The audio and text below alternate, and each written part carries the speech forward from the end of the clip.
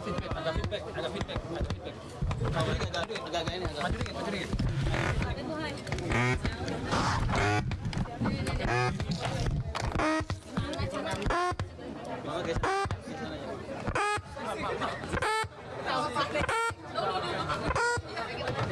Ini feedback.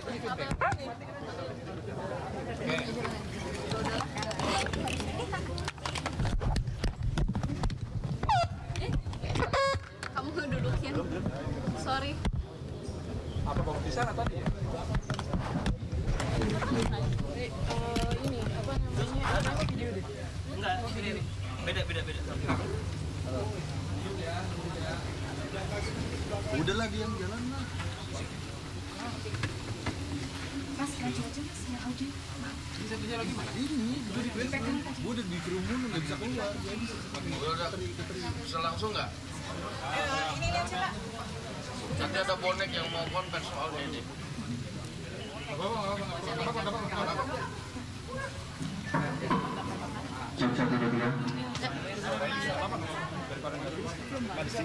Kenapa lagi? Oh dia sini paling bang, mic-nya di sini semua. Oh memang susah ini. Duluan.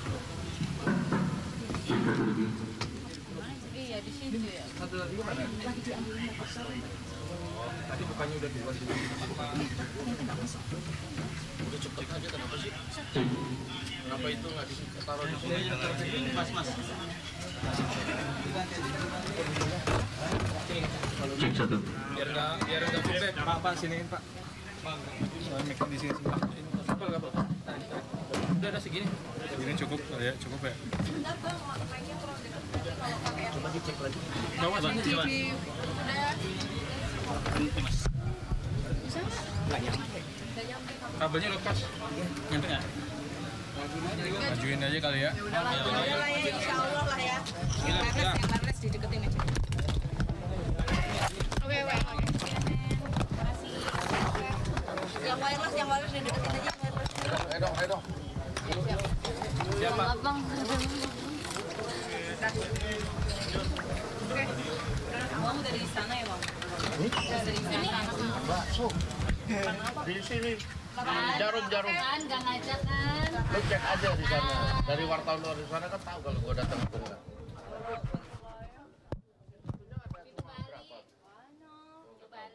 Saya belum hafal nanti. Siapa? Kalau jadi 20 Oktober apa? Berisu. Deh.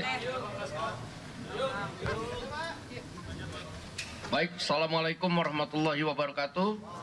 Rekan-rekan media yang saya hormati, sehubungan dengan banyaknya pertanyaan yang disampaikan oleh teman-teman awak media kepada saya pada dari siang sampai sore hari ini, perkenankan saya sebagai pimpinan Dewan Perwakilan Rakyat Republik Indonesia menjelaskan tentang revisi Undang-Undang Pilkada. Bahwa pada hari ini tanggal 22 Agustus, hari Kamis, pada jam 10.00, setelah kemudian mengalami penundaan selama 30 menit, maka tadi sudah diketok bahwa revisi Undang-Undang Pilkada tidak dapat dilaksanakan. Artinya, pada hari ini revisi Undang-Undang Pilkada batal dilaksanakannya. Nah, oleh karena itu, sesuai dengan mekanisme yang berlaku, apabila mau ada paripurna lagi harus mengikuti tahapan-tahapan yang diatur sesuai dengan tata tertib di DPR. Dan karena pada hari Selasa tanggal 27 Agustus 2024 kita sama-sama tahu sudah pada tahapan pendaftaran pilkada.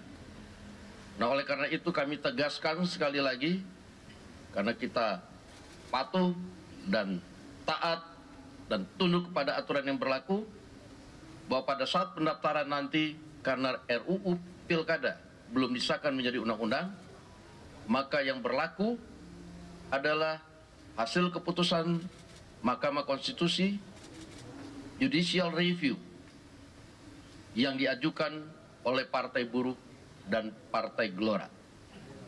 Demikian pernyataan singkat dari kami, mudah-mudahan menjadi jelas. Saya ucapkan terima kasih. Rasko, Pak, tanya Pak. Apa alasan konkret dari DPR itu tiba-tiba membatalkan itu? Apakah karena tadi hari ini gelombang penolakan begitu besar? Terus kemudian Pak, apa benar tadi isu istana juga berkomunikasi dengan DPR bahwa ini tidak perlu disahkan seperti itu? Kalau tadi Anda monitor bahwa tidak jadi dilaksanakan atau batalnya pengesahan itu jam 10 pagi. Jam 10 pagi itu belum ada massa, masih sepi. Dan tidak ada komunikasi apapun, tetapi karena kita mengikuti tata tertib dan aturan yang berlaku tentang tata cara persidangan di DPR. Nah, sehingga setelah ditunda 30 menit dari 9.30 sampai 10.00, kemudian menurut tata tertib itu tidak dapat diteruskan, sehingga kita tidak jadi laksanakan. Demikian. Bang, ini apakah ada kesempatan untuk nantinya sebelum tanggal 27 pendaftaran ini, pembahasan RUU Pilkada ini akan digulirkan? Pembahasan rapat paripurna di DPR itu menurut aturan yang berlaku, kecuali yang sudah diagendakan dari jauh hari sebelumnya, hari paripurna itu adalah hari Selasa dan hari Kamis. Nah, tentunya untuk paripurna itu juga harus mengikuti tahapan-tahapan seperti rapat pimpinan BAMUS dan pengagendaan dalam rapat paripurna. Rapat paripurna terdekat kalaupun mau dilaksanakan itu adalah tanggal 27 Agustus yang kita sama-sama tahu sudah masa pendaftaran. Sehingga kami merasa bahwa lebih baik itu tidak dilaksanakan karena masa pendaftarannya sudah berlaku. Demikian. Bang, ini kan sebenarnya ada kritik dari masyarakat juga kenapa massa juga cukup banyak kumpul ke DPR. Ini sebagai konsolidasi antara teman-teman pimpinan DPR seperti apa sih Bang? Apakah merasa bersalah atau mungkin ini ada miskomunikasi dengan masyarakat sehingga ada proses yang janggal begitu Bang kayak kemarin di Bali? Kalau menurut saya, revisi Undang-Undang Pilkada ini tidak datang sekonyong-konyong. Revisi Undang-Undang Pilkada ini sudah dilakukan sejak Januari 2024 dan memang berjalannya perlahan-lahan.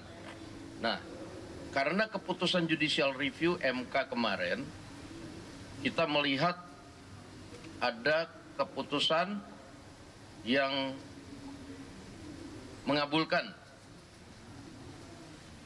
tuntutan atau gugatan dari Partai Buruh dan Gelora sebanyak yang diputuskan 7,5%, lalu kemudian tetapi disamaratakan dengan partai politik yang mempunyai kursi, sementara itu kan tidak dimintakan oleh Partai Buruh dan Gelora. Nah, kami membayangkan betapa kompleksnya masalah yang akan timbul pada pilkada yang pendaftarannya sudah sangat singkat ini ketika kemudian itu diberlakukan.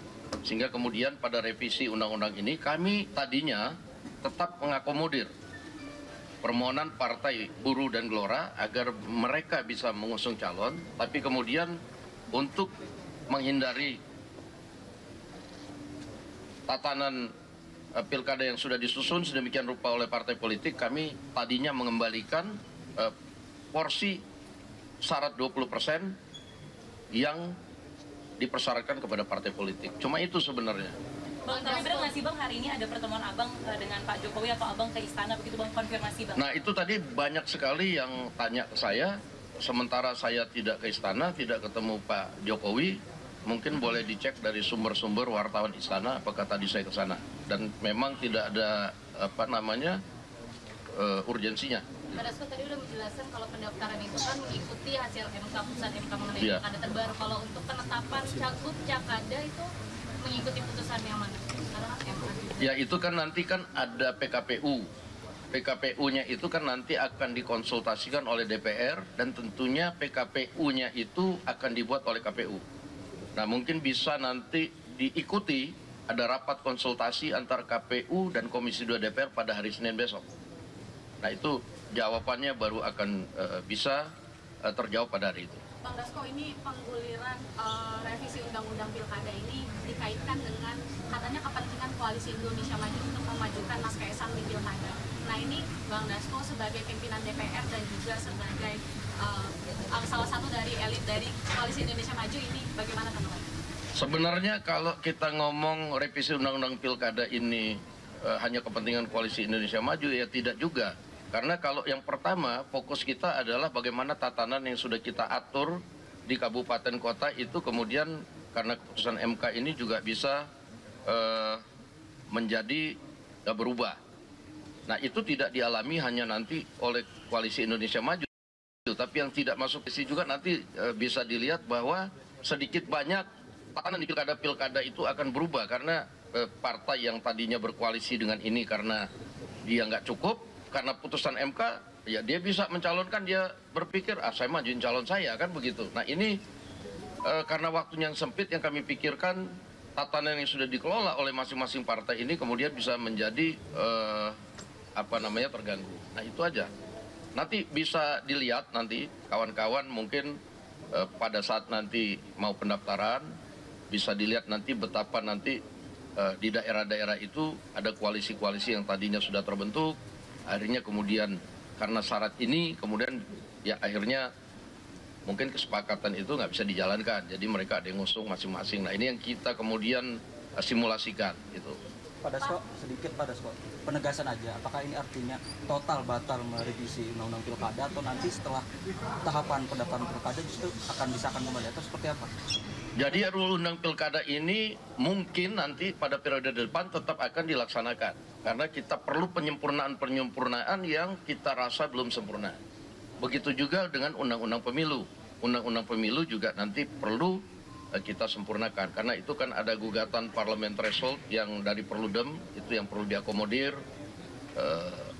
Yang katanya MK tidak berwenang untuk memutuskan ambang batas parlemen, karena memutuskan ambang batas itu adalah open legal policy-nya DPR. Nah itu nanti kita akan laksanakan putusan MK itu untuk mengkaji berapa sih sebenarnya yang pas untuk parlemen threshold pada pemilih yang akan datang. Bang Dasko, berarti putusan MK yang Bang Dasko berlaku itu nanti yang 70 sama 60 itu juga akan berlaku ya? Setelah RUU Pilkada ini tidak jadi disahkan hari ini. Iya, putusan MK itu kan berlaku dan bersifat final and binding. Nah, ketika kemudian ada undang-undang baru, tentunya kan undang-undang baru, tapi kan undang-undang barunya nggak ada.